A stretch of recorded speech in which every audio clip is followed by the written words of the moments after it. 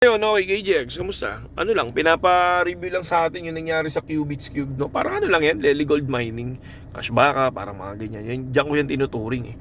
Na kitang-kita naman na parang too good to be true yung talagang ano, yung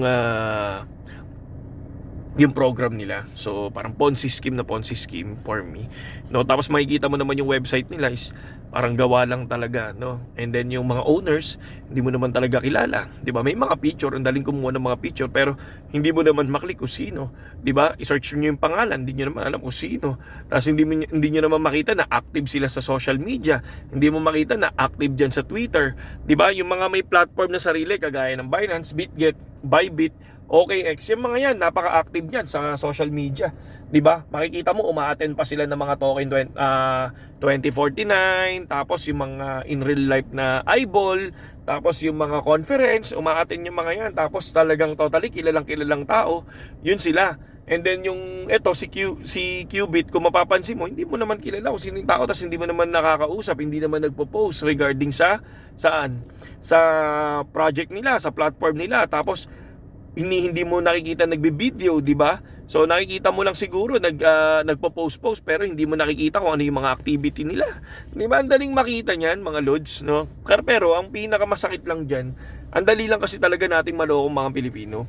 Lalo-lalo na yung mga nag-promote niyan, yung mga influencer na nag-promote niyan na kung saan wala na naman silang disclaimer at na kung saan kulang yung knowledge nila about sa pinopromote nila, na ang importante lang is kumita sila.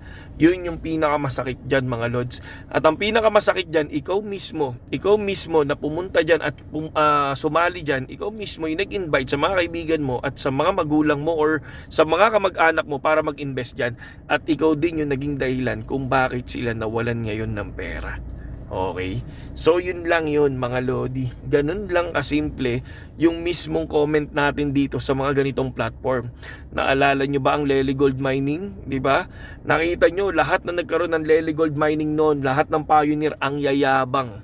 Ang yayabang lahat ng pioneer noon. Sabi nila legit. Ayun, nagsara. Diba? Tapos sila, tahimik lang.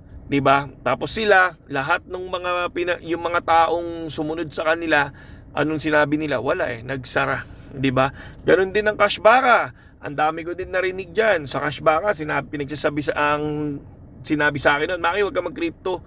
Huwag ka magganyan, mag-cash baka na lang. Ang bilis ng pera dito.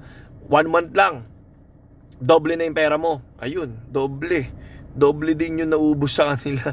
Hindi lang doble, triple pa.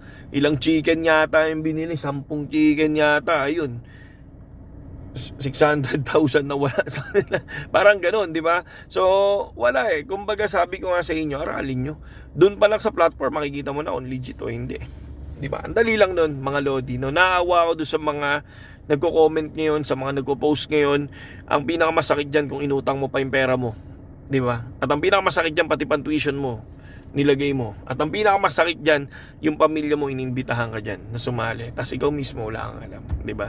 Mas maganda, sabi ko nga sa inyo, kapwa natin Pilipino, no, aralin nyo lahat ng pinapasok nyo. Huwag kayong sumunod doon sa mga influencer ng mga katulad din namin, di ba? Huwag kayong sumunod sa amin, pero aralin nyo kung ano yung mga pinapasok nyo, pera nyo, rules nyo, di ba?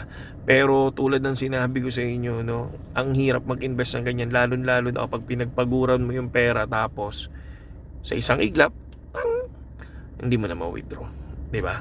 Yun lang, saludo.